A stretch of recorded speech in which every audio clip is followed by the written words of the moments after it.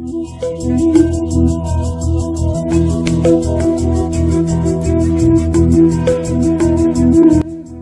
தி Lord. அன்பானவர்களே, எப்படி இருக்கிறீங்க? ஆண்டவராகிய இயேசு கிறிஸ்துவின் நாமத்தினாலே உங்கள் அனைவருக்கும் இந்த நாளிலே நான் அன்பின் நல் வாழ்த்துக்களை தெரிவித்துக் கொள்ளுகிறேன். இந்த குட் ஃப்ரைடே அன்று உங்களை சந்திப்பதில் மிகுந்த மகிழ்ச்சி அடைகிறேன். பிரியமானவர்களே, இந்த நாள் புனித வெள்ளி என்று சொல்லி உலகம் முழுவதும் கொண்டாடுகிறார்கள்.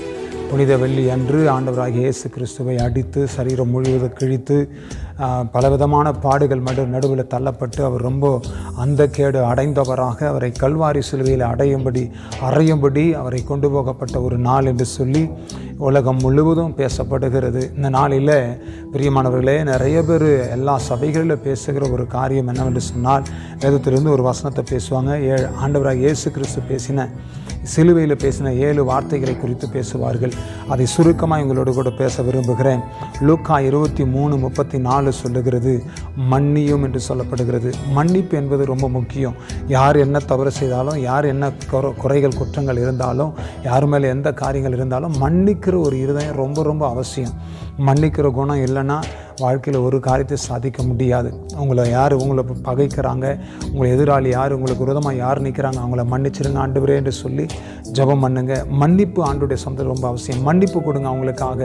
ஆண்டவரே, நான் மன்னிக்கிறேன், இன்றைக்கோடு இந்த காரியத்தை விட்டு நான் வெளியே வர்றேன், யார் மேலே எனக்கு எந்த கசப்பும் எந்த வெறுப்பும் எந்த காயமும் இல்லை ஆண்டவரே, நான் மன்னித்து இதை விட்டு நான் வெளியே வருகிறேன் என்று சொல்லி மன்னிப்பின் ஆசீர்வாதத்தை, மன்னிக்கிற ஒரு இருதயத்தை கர்த்தருடைய சமத்தில் நீங்கள் பெற்றுக்கொள்ளுங்க. ரெண்டாவது பாருங்கள், லூக்கா 23:43 சொல்லுகிறது, பரதீசில் இருப்பாய், இன்றைக்கு நீ என்னுடனே கூட பரதீசில் இருப்பாய் என்று கர்த்தருடைய வசனம் சொல்லுகிறது. ஆண்டவருடைய பிள்ளைகளே, பிரியமானவர்களே, நல்ல கவனிங்க. ஆண்டவர் யாருக்கு என்ன நியாய தீர்ப்பு செய்வார் என்று சொல்ல முடியாது. ஒரு பாவி, ஒரு கொலைகாரன், ஒரு தண்டனைக்கு உட்பட்டவன், அவன் கல்வாரி சிலுவையில் மறிக்கிற நேரத்தில் பக்கத்தில் இந்த சென்ட்ரல் இயேசு கிறிஸ்து இந்த பக்கம் ஒரு கள்ளம் அந்த பக்கம் ஒரு கள்ளம் இருக்கிறாரு. சென்ட்ரல் இருக்கிறவர் சொல்கிறாரு, இன்றைக்கு ஆண்டவரே உம்முடைய ராஜ்யத்தில் வரும்போது என்னை நினைத்தருளும் என்று சொல்லி ஒரே ஒரு சின்ன ஜெபம்தான். கர்த்தர் இரக்கத்தை பாராட்டி மன்னித்து, இன்னைக்கு நீ என்னோடு கூட பரதேசில் இருப்பாய், இன்றைக்கி ஆண்டோடைய சமத்தில் நீ பிரவேசிக்கணும்னு விரும்புகிறியா, ஆண்டோடைய ராஜ்யத்துக்குள் இருக்கணும், அவரோடு கூட வாழணும்னு ஆசைப்படுறியா, ஒரே ஒரு சின்ன விண்ணப்பம், ஆண்டவரே என் அக்கிரமத்தை என் பாவத்தை மன்னித்து என்னை உம்முடைய ராஜ்யத்தில் நினைத்தருளும் ஆண்டவரே, உம்முடைய ராஜ்யத்தில் வரும்போது என்னை நினையும் என்று சொல்லி இன்றைக்கி பாவத்தை அறிக்கையிட்டு மனம் திரும்பவாயானால், உன்னுடைய பாவம் எவ்வளோ பெருசாக இருந்தாலும் உன் பாவத்தை கர்த்தர் மன்னித்து, உன் அக்கிரமங்களை கர்த்தர் மன்னித்து, உன்னை இன்றைக்கே ஆண்டவர் விடுவித்து உனக்கு ஒரு மன்னிப்பின் நிச்சயத்தை கர்த்தர் உங்களுக்கு தருவார். பரலோக ராஜ்யத்தில் பிரவேசிக்க கர்த்தர் உதவி செய்வார். அதே போல் யோவான் 19:26-27 சொல்லுகிறது, அதோ உன் மகன், அதோ உன் தாய் என்று கர்த்தர் சொன்னார். பிரியமானவர்களே, பூமியில் வாழ்ந்து மறிக்கிற நாட்களில் அவர் சாகும்போது தன் தாய் தகப்பனை தனியாய் விடவில்லை. பிரியமானவர்களே, தன்னுடைய குடும்பத்தை அனாதையாய் விட்டு போகவில்லை. இருக்கிற காலத்தில் கடமையை செய்து முடித்தார். இந்த உலகத்தில் ஆண்டவராகிய இயேசு கிறிஸ்துவுக்கு தாய் தகப்பன் இருந்திருந்தாலும் அவர்களை ஒரு பெரிய மேன்மையாக எண்ணவில்லை. எல்லாவற்றிற்கும் மேலாக எனக்கு ஒரு தகப்பன் இருக்கிறார் என்று சொல்லி பிதாவாகிய தேவனை அவர் சார்ந்து கொண்டு வாழ்ந்தார். ஆண்டவருடைய பிள்ளைகளே, உனக்கு ஒரு தாய் தகப்பன் இருக்கிறார், அவர் ஆண்டவராகிய இயேசு கிறிஸ்து. பாருங்கள், இந்த பூமியில் இருந்த தாய் தகப்பன் அனாதையாக அவர் விட்டுட்டு போல, அதோ உன்னுடைய தாய், அதோ உன்னுடைய மகன் என்று சொல்லி ஆண்டவர் என்ன செய்தார்? பிரியமானவர்களே, அந்த இடத்துல ஒரு அந்த தகப்பனை தாயை தனியாக பிரிக்காமல் அவர்களுக்கு ஒரு உறவை கர்த்தர் உருவாக்கி கொடுத்தார். உடைந்து போன உங்கள் குடும்பத்தில் ஒரு உறவை ஆண்டவர் தருவார். பயப்படாதீங்க. உங்கள் குடும்பம் உடைஞ்சி போச்சா, ஐயோ எல்லாம் இழந்து நிற்கிறோன்னு சொல்கிறீங்களா? இதோ ஒரு தகப்பன் வருகிறார். உடைந்த உறவுகளை கர்த்தர் மறுபடியும் இணைத்து கர்த்தர் உங்களுக்கு ஒரு பெரிய ஆசீர்வாதத்தை கர்த்தர் உங்களுக்கு தருவார். மத்தேயு 27:46 4வது வசனம் சொல்லுகிறது, என் தேவனே ஏன் என்னை கைவிட்டீர், ஏன் என்னை கைவிட்டீர்? பிதாவாகிய தேவன் இயேசு கிறிஸ்துவை கைவிட்டார். ஏன் கைவிட்டார்? உலகத்தின் பாவத்தை அவர் சுமந்தபடினாலே அவர் கைவிட்டார். அந்த உலகத்தின் எல்லா பாவமும் இயேசு கிறிஸ்து மேலே சுமக்கப்பட்டது. ஓம் பாவம், ஏன் பாவம், மனுக்குலத்தினுடைய எல்லா அக்கிரமத்தையும், எல்லா நோய்களையும், எல்லா சாபத்தையும், எல்லா பாவங்களையும் இயேசு சாமி சிலுவையில் அவர் தலை மேலே விழுந்தது. அவர் சுமந்து கொண்டபடினாலே பிதாவாகிய தேவன் பாவத்தை பாராத சுத்த கண்ணன் இயேசு கிறிஸ்துவை பார்க்கவில்லை. பிரியமானவர்களே, நீ பாவம் செய்தால் உன் ஆண்டவர் பார்க்க மாட்டார். பாவத்தை அறிக்கை செய்து விட்டுட்டு நான் உன் மேலே கர்த்தர் இரக்கம் பாராட்டுவார். பிரியமான தேவ பிள்ளைகளே, எமைப்பொழுது நான் உன்னை கைவிட்டேன், ஆனாலும் என் உருக்கமான இரக்கங்களால் உன்னை சேர்த்து கொள்ளுவேன். ஆண்டவர் மறுபடியும் உன்னை சேர்த்து கொள்ளுவார். உங்கள் பாவத்தை அறிக்கை செய்யுங்க, கர்த்தருடைய சமத்தில் ஒப்பு கொடுங்க. கர்த்தர் பெரிய காரியத்தை கர்த்தர் செய்து உங்களை ஆசீர்வதித்து வழி நடத்துவார். சரிங்களா? 5வது ஒரு வார்த்தை சொல்லுகிறார். யோவான் 19:28 சொல்லுகிறது, தாகமாக இருக்கிறேன். பிரியமானவர்களே, அவருடைய வாழ்க்கையில் அவர் தாகம் தீரவே இல்லை. ஆத்துமா தாகம். எல்லாரும் மனம் திரும்பி ரட்சிக்கப்பட வேண்டும். சத்தியத்தை அறிவு அறிந்து கொள்ள வேண்டும். ஒருவனும் கெட்டு போகிறது பிதாவின் சித்தம் அல்ல என்று வேதம் சொல்லுகிறது. இப்பவும் மேல் அவர் தாகமாக இருக்கிறார். ஒரு நாளாவது உன் பாவத்தை அறிக்கை செய்து உன்னை அர்ப்பணித்து கர்த்தருடைய சமத்தில் முழங்கால் படிட்டு உன்னை கொடுப்பாயா?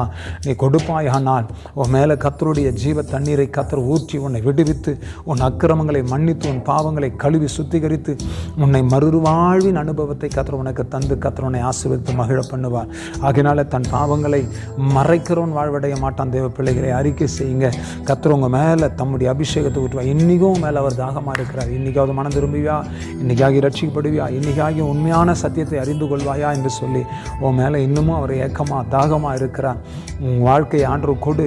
கர்த்தர் பெரிய காரியத்தை கர்த்தர் செய்து கர்த்தர் உன்னை மகிழ பண்ணுவார். யோவான் 19:30 சொல்லுகிறது. 6வதாக ஆண்டவர் சொல்லுகிறார், முடிந்தது. அவர் எல்லாத்தையும் செய்து முடிச்சிட்டார். எதையுமே செய்ய வேண்டியது இல்லை.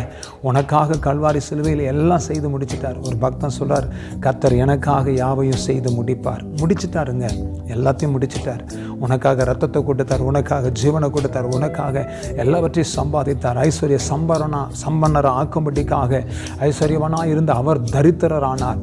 உனக்காக எல்லாத்தையும் செய்து முடிச்சிட்டாருங்க. என்னென்னாங்க முடிக்கணும்? அதே போல் பிதா அவருக்கு கொடுக்கப்பட்ட பொறுப்பை செய்து முடிச்சிட்டார். என்னென்ன வேலையை கொடுத்தாரோ, என்னென்ன காரியத்தை கொடுத்தாரோ அது எல்லாத்தையும் இயேசு கிறிஸ்து செய்து எல்லாம் முடிச்சுட்டு எல்லாம் முடிந்தது என்று சொல்லி தன் தலையை சாய்த்தார். கர்த்தருடைய பிள்ளைகளே, உங்கள் வாழ்க்கையில் ஆண்டவர் எல்லாவற்றையும் செய்து முடிக்க அவர் வல்லவராக இருக்கிறார். அவருடைய கரத்தில் உங்களை ஒப்பு கொடுத்து காத்துருங்க. கர்த்தர் எல்லாவற்றையும் செய்து முடிப்பார். உங்கள் குடும்பத்தில் நீ செய்ய வேண்டிய கடமை இருக்குது, உங்கள் பிள்ளைகளுக்கு செய்ய வேண்டிய கடமை இருக்குது. எல்லாத்தையும் செய்து முடிச்சுட்டு அதுக்கப்புறமா இந்த பூமியை விட்டு கடந்து போவதற்கு முடிவெடுங்க. அதுக்கு முன்னாடி செத்து போகணும், ஜீவன் போயிட்டால் நல்லா இருக்கும், அப்படியெல்லாம் யோசிக்காதீங்க. நீங்கள் முடிக்க வேண்டிய காரியம் இன்னும் இருக்குதுங்க. ஊழியம் செய்யணும், கர்த்தருக்காக சாதிக்கணும், பெரிய காரியத்தை செய்யணும். ஆண்டவருடைய சமூகத்தில் செய்து எல்லாத்தையும் முடிச்சுட்டு எல்லாம் முடிஞ்சிச்சு ஆண்டவரே அப்படின்னு சொல்லுங்கள். கர்த்தர் உங்களை ஆசீர்வதிப்பார். 7வதாக ஆண்டவர் சொன்னார், என் ஆவியை ஒப்புவிக்கிறேன். ஆண்டுகிட்ட ஒரு நாளைக்கு நம்ம போய் கணக்கு ஒப்புவிக்கணும். லூக்கா 23:46 சொல்லுகிறது, என் ஆவியை ஒப்புவிக்கிறேன். ஒரு நாள் வருகிறது, நாம் செய்கிற எல்லா காரியத்துக்கும் கர்த்தருக்கு கணக்கு கொடுக்கணும். அநியாயம் செய்கிறவன், அக்கிரமம் செய்கிறவன், பொல்லாப்பு செய்கிறவன், மற்றவங்களை துக்கப்படுத்துகிறவன், மற்றவங்களை கலங்கடிக்கிறவன், மற்றவங்களை வேதனைப்படுத்துகிறவன், எல்லாரும் கர்த்தருக்கு ஒரு நாள் கணக்கு கொடுக்கணும். ஆகையினால கர்த்தருடைய பிள்ளைகளை எல்லாத்தையும் ஆண்டுகிட்ட போய் ஒப்புவிக்க வேண்டிய ஒரு நேரம் வருது. தேவ பிள்ளைங்களை ஜாக்கிரதையாக இருங்க. நீங்கள் செய்கிற காரியம், நீங்கள் பண்ணுகிற ஒவ்வொரு காரியத்தை கர்த்தர் பார்க்குறார். ஆண்டவருக்கு நீங்கள் ஒப்புவிக்கணுங்க. கணக்கு உன் குடும்பத்தை குறித்த கணக்கு கொடுக்கணும், உன் பணத்தை குறித்து கணக்கு கொடுக்கணும், உன் பரிசுத்தத்தை குறித்து கர்த்தர் கணக்கு கொடுக்கணும், உன் வாழ்க்கையை குறித்து கர்த்தருக்கு நீ கணக்கு கொடுக்கணும். கணக்கு ஒப்புவிக்கிற நாட்கள் வருகிறது. ஆண்டவராக இயேசு கிறிஸ்து எல்லாத்தையும் செய்து முடித்து நான் ஒப்புவிக்கிற ஆண்டவர் என்று சொல்லி ஆண்டவருடைய சமத்தில் கணக்கு கொடுத்தார்.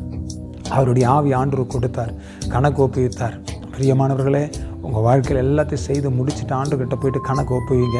ஆண்டவர், நான் எல்லாத்தையும் உண்மை உத்தமாக செஞ்சேன், கொஞ்சத்தில் உண்மையாக இருந்தேன், எல்லாத்தையும் நான் சரியானபடி செய்தேன், உண்மை உத்தமுள்ள ஊழியக்காரனாக வாழ்ந்தேன்னு சொல்லிட்டு போய் ஆண்டுகிட்ட கணக்கு கொடுங்க. அதுக்கு தாங்க ஆண்டவராக இயேசு கிறிஸ்து சிலுவையில் மரித்தார். இன்றைக்கும் உங்கள் வாழ்க்கையில் அவர் எதிர்பார்த்து கொண்டிருக்கிறார். ஜெபிக்கலாமா கர்த்தருடைய பாதத்தில்? தகப்பனே, இந்த நாளில் நாங்கள் எங்களை ஒப்பு கொடுக்கிறோம். இந்த 7 வார்த்தையின்படி ஆண்டவரை ஸ்தோத்திரம். எங்களை சீர்படுத்துங்க, ஸ்திரப்படுத்துங்க, எங்களை நிலைப்படுத்துங்க, எங்களை பரிசுத்தமாக்குங்க. எங்கள் வாழ்க்கையில் அற்புத அடையாளத்தை செய்து கர்த்தர் மகிழ பண்ணுங்க. எங்களுக்காக சிலுவையில் மரிச்சீங்க, எங்களுக்காக ஜீவனை கொடுத்தீங்க, எங்களுக்காக எல்லாவற்றையும் நீங்கள் கொடுத்தீங்கப்பா. அந்த அன்பை நினச்சி நாங்கள் துதிக்கிறோம், ஸ்தோத்தரிக்கிறோம். ராக்காலாமா சியாத்தாலா, கர்த்தருடைய வல்லமும் மேலே இறங்குது தேவ பிள்ளையே. பாவ மன்னிப்பின் மீட்பை கர்த்தர் உனக்கு தருகிறார், ஒரு வெற்றியை தருகிறார், ஒரு ஜெயத்தை உனக்கு தருகிறார். சந்தாலாப்பா, இன்றைக்கு ஒரு விடுதலை உன் மேலே இறங்குது. கட்டுகள் உடைகிறது, எல்லாம் உடைவதாக, சத்துருடைய கிரியைகள் நிர்மூலமாக்கப்படுவதாக கர்த்தர் தொடும், ஆசீர்வதியை பலப்படுத்தும். இயேசு கிறிஸ்துவின் நாமத்தினால் ஆசீர்வதித்து ஜெபிக்கிறோம் நல்ல பிதாவே. ஆமென், ஆமென், ஆமென். God bless you. கர்த்தர் உங்களை ஆசீர்வதிப்பார், கர்த்தர் உங்களை விடுவிப்பார், கர்த்தர் பெரிய காரியத்தை செய்வார். ஆமென், ஆமென்.